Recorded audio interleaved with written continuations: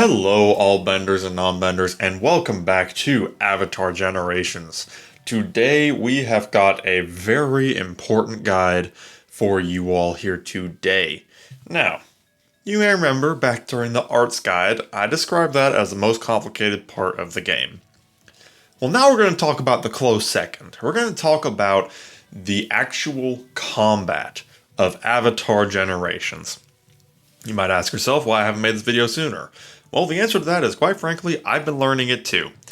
It is not as straightforward as you might think, and the tutorials of the game, I'm going to be generous and say that they leave room for personal research.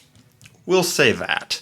So we're going to talk about how to best structure your team and how to actually participate in these battles. I have a few notes here, just kind of talking about different points. There are some points we're going to cover in this video, some points we're going to cover in other videos, but for now, we're just going to talk about basic combat. Now, before you even get in the fight, you have a surprising number of factors to consider here. Where you put your heroes really matters. Okay, you'll notice you have 4 slots with 4 different symbols. We're going to talk about each one right now. We of course have the front line. A unit you put in this spot actually has their damage reduced by 15%. This is your premium tank spot. Any unit you put here needs to be your tanky take punches unit. Someone like Suki, someone like Iroh, and other bulky units are absolutely units you should be putting in this slot. If we go to the left side here, this is a slot where every single turn you will actually heal 10% of your max HP each turn. Now this one is interesting. You can kind of go either way on this one. You could go for another bulky unit, like another defensive unit, or someone like I have here, someone like Boomy, who actually scales on defensive stats like that. Or you can go for a more offensive squishy hero if you feel like they will need that healing. Kind of depends, because if you get somebody who's too offensively focused, they might not have enough defenses to really make good use of that healing. So this one kind of tends to be another slot for more defensively minded heroes. If we take a look at the right side here, this one is very interesting because it actually reduces the cooldown of advanced skills by 1 turn. For example, let's take a look at Avatar Aang here. His advanced skill has a 3-turn cooldown. While he's in this spot, that's going to be a 2-turn cooldown. So any unit in that right side can use their advanced skills sooner. Very much something you want to keep in mind which hero you're putting here.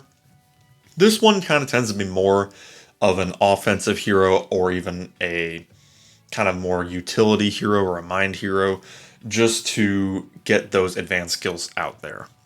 And then if we're going to take a look in the back line here, this one is where you want to put like your most important damage dealing character. Why is that? Because of 2 things. One, they take 50% reduced damage from AoE attacks. Those are attacks that hit everybody while he's in the back line, and he can't be targeted while there's an enemy or ally in the front line. So, like while my Suki is alive here, the Umashu soldier cannot be targeted. There are a few exceptions to that, like say if Suki gets knocked down, that can be bypassed, or some attacks do focus on the back line in addition to whoever they're hitting. Kind of depends on the character. But as a general rule of thumb, the Umashu soldier cannot be targeted, which is why it's very important to have a very defensive hero in that front line. Now, we have a few more things to talk about. Each unit has a type. Now, what are those types? They are offense, defense, mind, peace, and chaos. 5 different types there. You'll notice this red little fist on the Umashu soldier.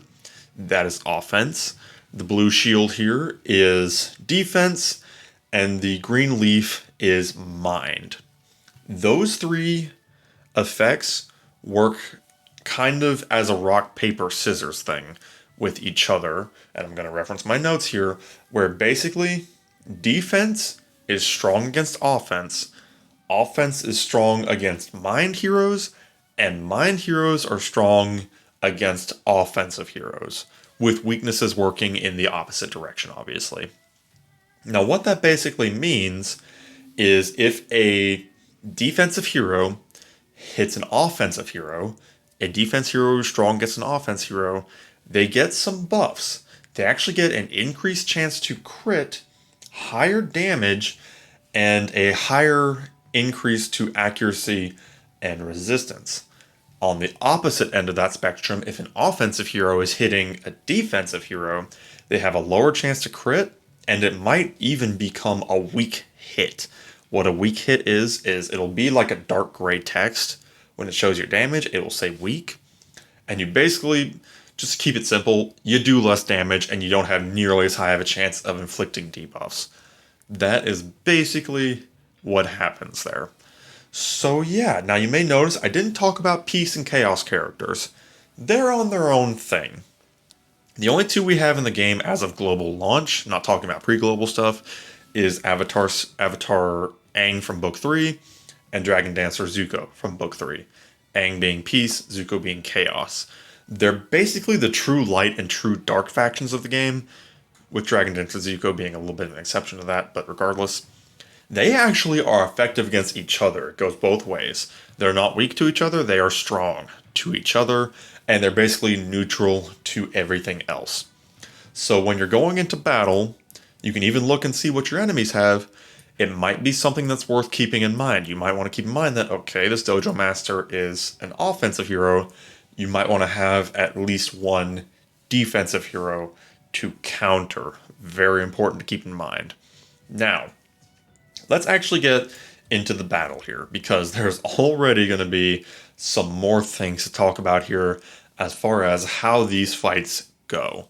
And the most important thing to start out with is turn meter. Turn meter determines how often your character moves and in what order your character moves. If we take a look here, you hit this little clock at the top left here, you can take a look at how much turn meter everybody has. You'll see here, Avatar Aang, currently at 100% turn meter. That means he is taking his turn. Now what impacts this? The speed stat. The speed stat of your allies and your enemies determines who goes when. You'll notice here, Avatar Aang has 145 speed. These guys have 136. So Avatar Aang outsped them by just a little bit, but these guys are faster than Boomy. So they are going to move before Boomy does. They're at 95% turn meter. Aang over here is at 100% turn meter. If you've been in Arena, you've probably gotten very familiar with how turn meter gain works. The Airbender Aang can go into an avatar state to survive a lethal hit, and he gains 100% turn meter. Here's the thing with turn meter to keep in mind. If you overshoot, let's say you're at 90% turn meter and you gain 100% turn meter, okay? You don't lose that. It rolls over. It took me a second to figure this out, and I ended up getting very surprised by an Airbender Aang who seemed to attack twice. It will roll over, effectively giving you 190% turn meter. What that means, you'll use that move and then just go straight to 90% turn meter. They don't make that obvious out the get-go, but something to keep in mind is that you don't have to worry about overshooting turn meter like that. If your Aang is at 95% turn meter and gets 100% turn meter buff, he's basically going to go again almost immediately. Very, very important to keep in mind there. And then, of course, you do have effects that can increase or decrease your turn meter depending on what moves you use and what relics you have. Next thing I want to talk about here is the accuracy and resistance stats.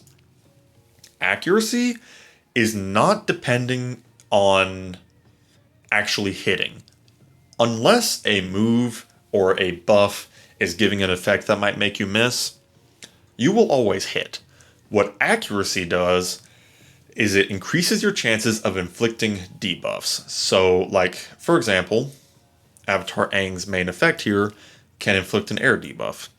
That will check your accuracy versus the enemy's resistance. What resistance does is it increases your chances of resisting a debuff. Accuracy and resistance, basically two sides of the same coin here.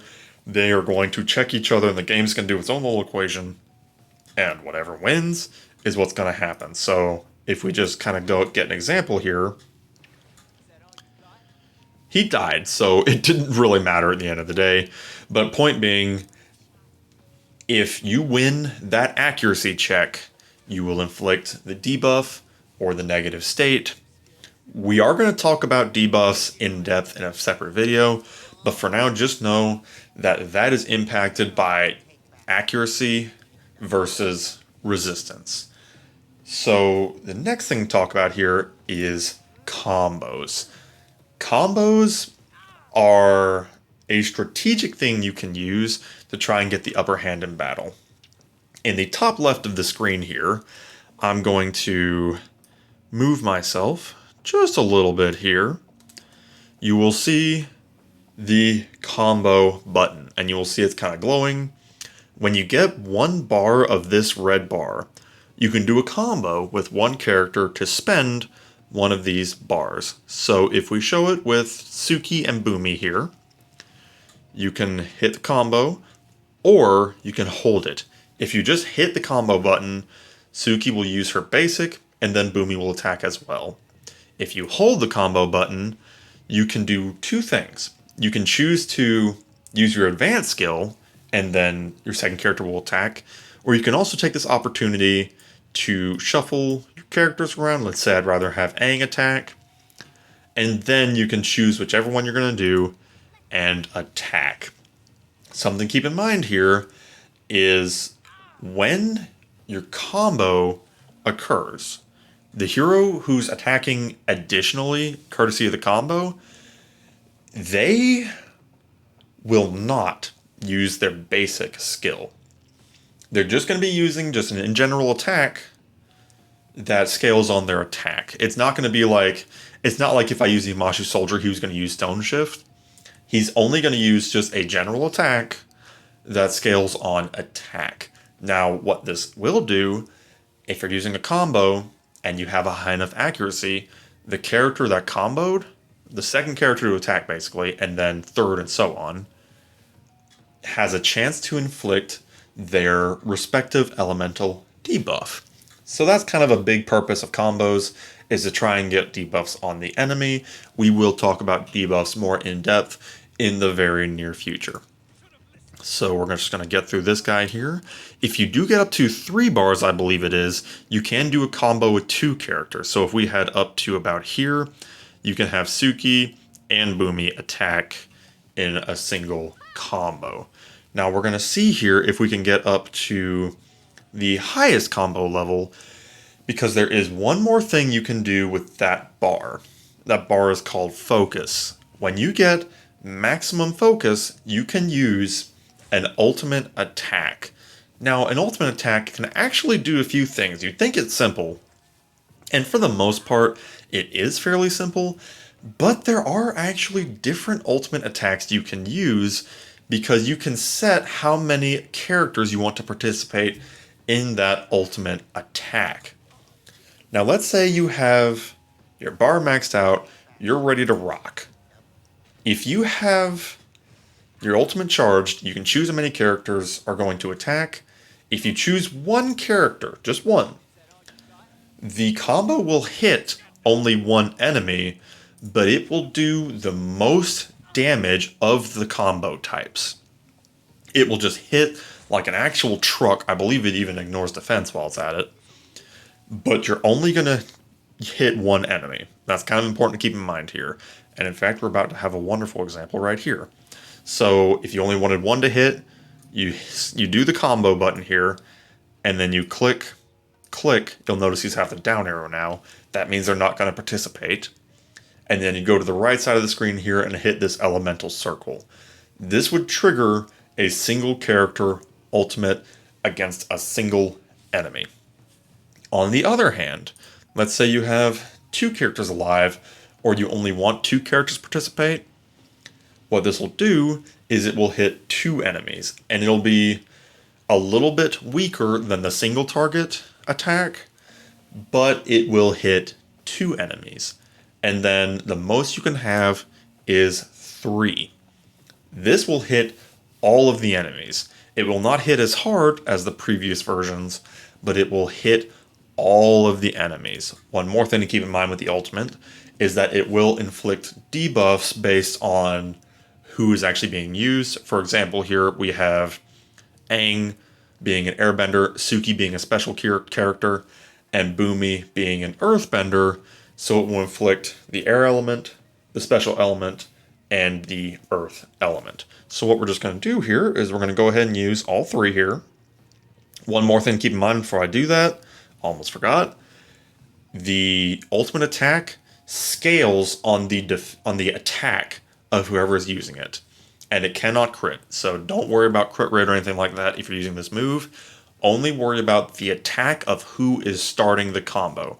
For example, here my Aang currently has an attack of 2,902. That is what this attack is going to scale on. Like, if I wanted to really maximize, I could go for a different hero. I wouldn't want like Umashu Soldier to do it because he has a really low attack stat. Or if you had a character like Fire Nation Zuko, you might want to save it for him because he has a ridiculous amount of attack. So that is something to definitely keep in mind here. But we're just going to go ahead and use this ultimate skill. It's going to give you a neat little cutscene here, just kind of with all the characters doing some cool little animations, attacking the enemy here. They're going to do their thing, and then boom, heavy damage and inflicting debuffs. And that's what the ultimate does. If you do use the ultimate, you may notice here our our focus bar went all the way down. It used it all up. Whether you want to use an ultimate or you'd rather use combos is kind of up to you. Sometimes using a combo like this can be more valuable. If you're trying to make sure one guy is dead and you do have enough focus for a single combo, sometimes that's what you need. It all depends on where you are in that combat. Or perhaps if you're having a hard time getting through people, you might want to save for that ultimate and just hit them with a one and done slam. But that really covers the basics of combat. Keeping in mind your team, kind of the order that you're going in, keeping in mind what types there are, what types your allies are, what types your enemies are, and then keeping in mind your turn meter management, your accuracy and resistance, and then your focus bar for combos and ultimates. So yeah, it's complicated on paper, but once you do figure it out, you can definitely see an improvement when you're actually in combat. And that's about all we're going to cover today. Very soon, we're going to really get into the weeds of elemental debuffs specifically. You saw a little bit just now, but very soon we're going to get into the real nitty-gritty of what each of those do, because that's really the bread and butter of figuring out the strategy of this game. But until then, hope y'all have enjoyed this combat guide. I hope it was helpful. If I missed anything, or there's something that you know that perhaps you feel like would be helpful for the community, please leave it in the comments. This is very much, I'm learning this as much as anybody else. Like I said, there's a fair bit of room for personal experimentation. I am learning this as much as anybody else, and I'm just trying to pass on what I learned to all of you. But if you know any tips or tricks, leave it in the comments. I look very forward to reading them. And until the next guide, we shall see you in the next video. Have a good one.